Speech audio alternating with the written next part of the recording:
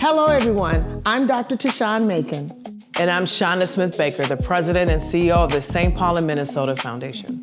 Together, we're opening up leadership conversations we've been having for a long time with each other and others, because we've witnessed how powerful it is to explore these ideas out loud. And this is the Power of Possible Leadership Edition. When you coach someone, you learn where they come from before you understand where they're going. And with Chanda Smith Baker, president and CEO of the St. Paul and Minnesota Foundation, where she comes from is everything. I'm Dr. Tashion Macon, leadership coach, and today, your guide into a conversation I've had the privilege of being close to for a long time. In this episode of The Power of Possible, Chanda takes us back to the beginning, North Minneapolis, a childhood she calls growing up in 3D, a grandmother's table where disagreement wasn't a problem, it was the practice. This is where her leadership was born, and once you hear it, you'll understand everything that comes after. All right, the table is set. Pull up a seat.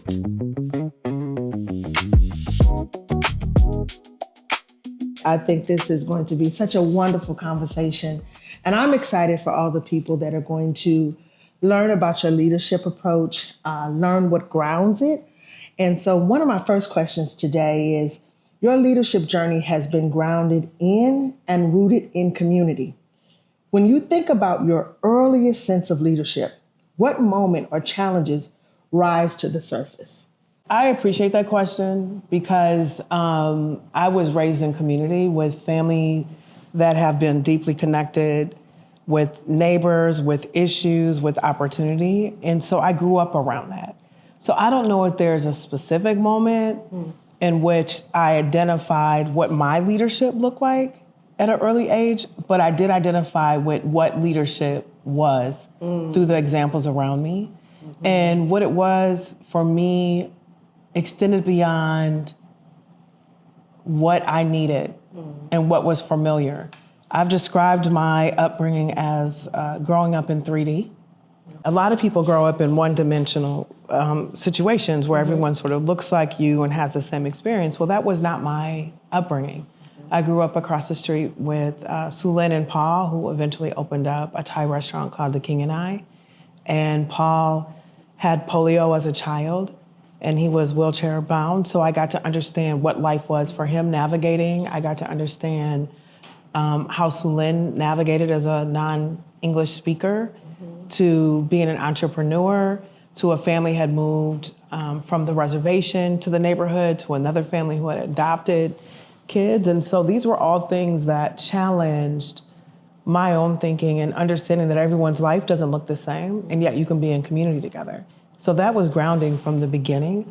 The other thing is growing up in a neighborhood that has opportunities for others to see the beauty, the genius that exists within it, means that people are defining it from outside regularly and the people that live there. And so I grew up with an outside narrative that didn't match my experience. And so I think that has grounded my leadership to a point of saying, what else do I need to understand? Because there's so many broad definitions that get swiped on a people or a community that are, maybe there's some pieces that are accurate, but it doesn't allow for the dimensions of what exists or the dimensions of who someone is to come forward without someone willing to see it. I love how you are extrapolating the distinction of dimensions and decisions and dimensions and demographics, right? And what that sometimes can mean. What's interesting to me is I often hear you say in community. And most times when community is spoken about, it's in the community. Do you see a distinction there? I mean, I think foundationally, I don't see myself outside of community. Yeah. I am community. Yeah. I am the in community. I think that presents opportunities and sometimes challenges depending on your proximity to whatever issue that you're dealing with. But I am not a over community or without community leader. And so things happen in community. They happen in relationship. They happen in a space, in community. I don't even know if I pulled out that nuance, but I could see it. So from that context, what would you say about your own roots that taught you about leading? In addition to, I think I've heard you speak about the different dimensions of leadership and your neighbors, the different distinctions around it. Do you think that roots you in how you lead, in your definition of leadership? Yeah, it has to. I mean, I think the question is, can I articulate all the lessons I learned from family and community that's been around me? Probably never in full articulation, but in my body, it lives, right? The legacy lives through my actions and through the memory of what I've heard. An example that sits out for me is my uncle, Dr. Richard Green, who was the first Black superintendent of the Minneapolis schools, first Black chancellor of the New York schools.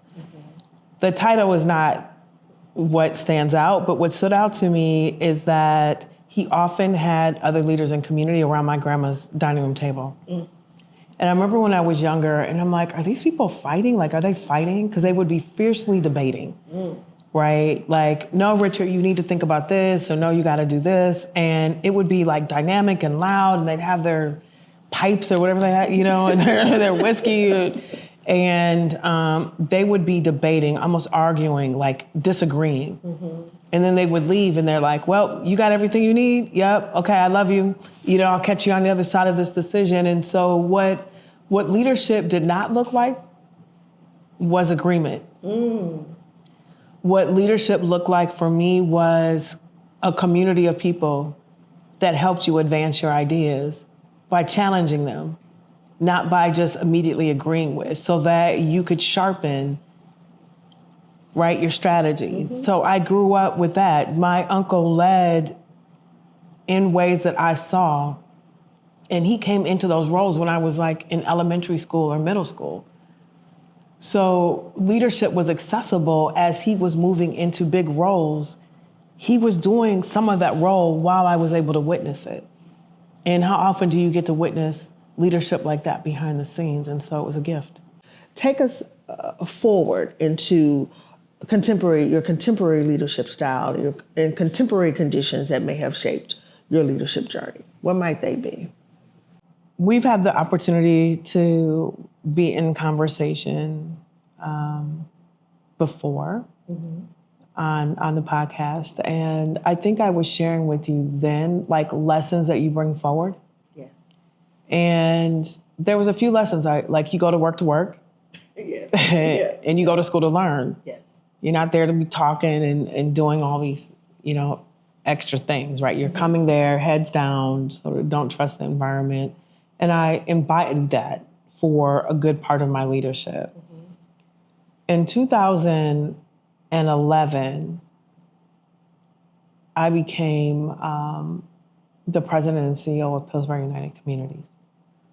And my very first week, my cousin was murdered. And I am at a professional high and a personal low. And he wasn't a distant cousin. He lived like in my house on and off. He watched my kids. I would get a Mother's Day card from him, right? Like I was a big sister, mother to him. And we shared Uncle Richard, who was known, right? He had passed on, but he was known. So as a result of it, I end up in the paper being named as his relative of my cousin who was just murdered, just graduated from the police academy. Very excited about his future, a father of 2 girls. And now my entire team and community know that I'm dealing with this as I step into leadership. So here I have been exceptionally private. And now one of the hardest moments of my life is public. At the same time, I'm entering into leadership. It's disrupting me in all kinds of ways, right? I'm wide open. I'm broke open. I'm sad. I'm trying to figure out how do I navigate all of this. And I remember going into my first staff meeting. I hadn't even had a staff meeting yet. My first staff meeting, I remember exactly where it was. I remember where people were standing and saying, all I can say to you is my work is about preventing this. Wow. It is about preventing the person who murdered him, and is about preventing someone from being harmed. At the crux of the issue is making sure people are safe and have an opportunity to grow old and thrive. That is it. If you didn't know, now you know. Like that is it. My whole heart and soul is gonna be into doing work that prevents this from happening. And so I am just navigating in all kinds of crazy emotional ways. And his funeral was on May 20th, and a tornado hit the neighborhood on May 22nd. So you're literally navigating death and destruction. Death and destruction. And my house was impacted. Family members' houses were impacted. My neighbors were impacted. My organization was impacted. 4 of our buildings were hit. My predecessor's files, 35 years of files, were destroyed. I'm in a temporary office. I'm staying in a hotel. And then I was asked to lead the recovery. And I don't even know how to get out of bed every day. But I did. It's actually when I first came in contact with the book, Leadership on the Line.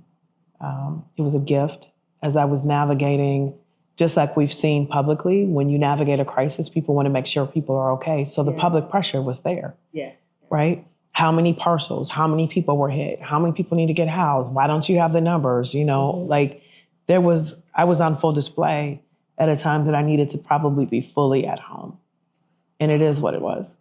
And even what's interesting to me is I do fundamentally believe books will come for you, like they will find you when you need them most.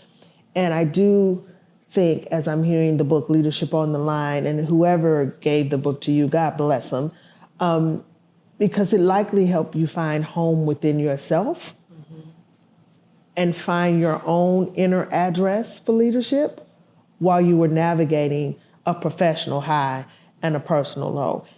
And I think a theme that keeps resonating, I think maybe it's just a life theme, not even a leadership, that two things can be true at the same time. And we're constantly holding these tensions, and how we navigate those are critically important to how we are able to show up for ourselves as our best selves, and so that we give ourselves to ourselves and we're able to give ourselves to others. Right. Paula Haywood is who gave me the book. I had just met her. Wow. And she saw. Being seen. She not only saw, but she acted. I like it. It's an act of leadership, right? To recognize them, to observe what someone else might need.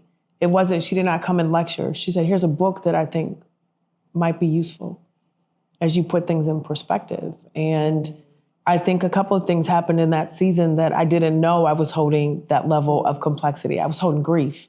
Yeah. And I was holding expectation. And I was holding, I didn't want to disappoint. I was holding other things, but the rear view will teach you things. And what I recognized is, one, the talk that I had with a team led me to a place of vulnerability that I would have never gotten to on my own. And it allowed me to understand that I was safe, that nothing happened. Even if everyone wasn't responsible with the news, nothing happened. Nothing happened. For sure, that was the degree of consequence that had happened to him. I did not die. I just felt uncomfortable. Right? There's so much that we hold, right? My leadership has come into relationship with a number of things that have felt hard, right? My first week in this role was the Annunciation school shooting. I'm a parent. I know kids in school. The team has people in school, like kids in school. Like, this is a scary moment in which our very notion of safety has been interrupted. And so you can't just lead to just get a specific result. You have to be able to lead through an emotional sort of terrain that we haven't all been in. And so how can I do that if I'm unwilling to be in relationship with my own vulnerability or my own experience? Listen, that is so valuable, and from a standpoint of leadership and a takeaway to those who are watching or listening, to be in relationship with your own experience and to be courageous enough to be in relationship with your own experience, authentic enough to do it, and the avenues that ripple forward when you do so.